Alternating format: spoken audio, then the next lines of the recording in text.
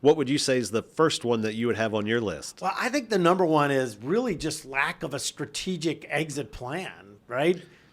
Yeah, our partner Tom has a great saying that we use all the time is the best time to start exit planning was 3 years ago. The next best time is today. Right. And so when we look at it, and I went back and it was as we were kind of studying this topic and talking, I sent a bunch of notes out to M&A people, some merger and acquisitions. I've talked to private equity. And when I asked them this question, the number one reason they kept coming back around this exit is that the owner's not ready. So they go through all the process, they go through it, and at the end, the owner says, yeah, no, I'm not ready. And by the way, I know about this because I did it.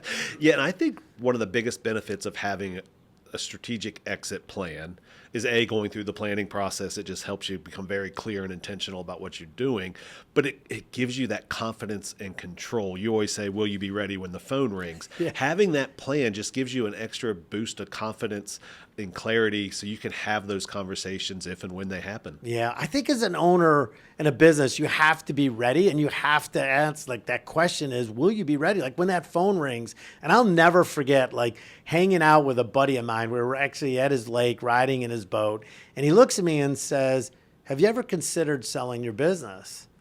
And at the time I was like, no, like, why would I want to do that? I'm going to be here forever. Like that was in my mind. I never thought about it. And I didn't want that word exit to come in because I thought it was a sign of weakness or that I wasn't, maybe doing my job. But he's like, well, wouldn't you consider it? And finally I'm like, oh, okay, well, maybe I'll consider it.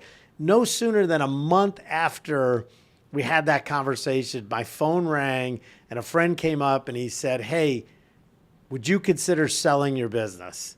And I kind of went, yeah, I'm willing to listen, but I still wasn't ready. Like I never thought through the process.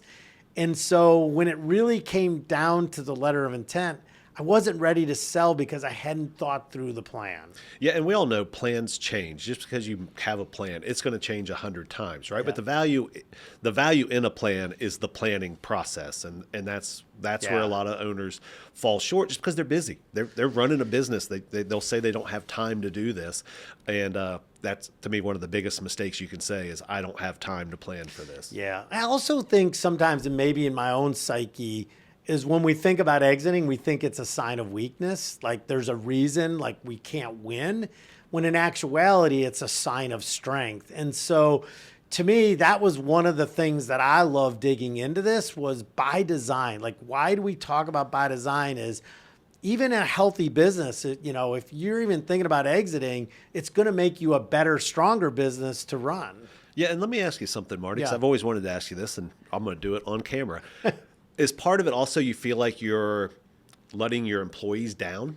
Because you're like, I'm going to sell or exit. Is there a piece of you that's, well, if I do this, then I'm letting all those folks down that decided to join my team and help me grow this? Well, absolutely. I mean, if you're truly in it for the right reasons to help really grow a business based on your people and your team, yeah, there is a bit of that, like I'm letting people down when in actuality, it's just a natural progression of any business. Yeah. And I would argue when you go through the strategic planning process, you're going to bring these folks in.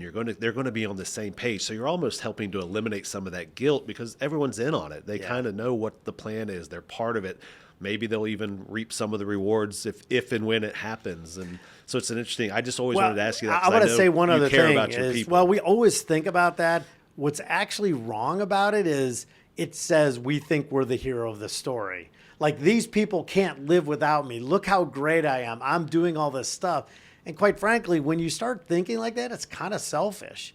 And so to me, putting an exit plan together is not hurting your team. It's actually helping them because at the end of the day, you can't sell the business without a strong team. And we've talked about this, having a strong operating board at some point in time, it actually frees your team up to actually grow because a lot of them just may be stuck because the owner's there.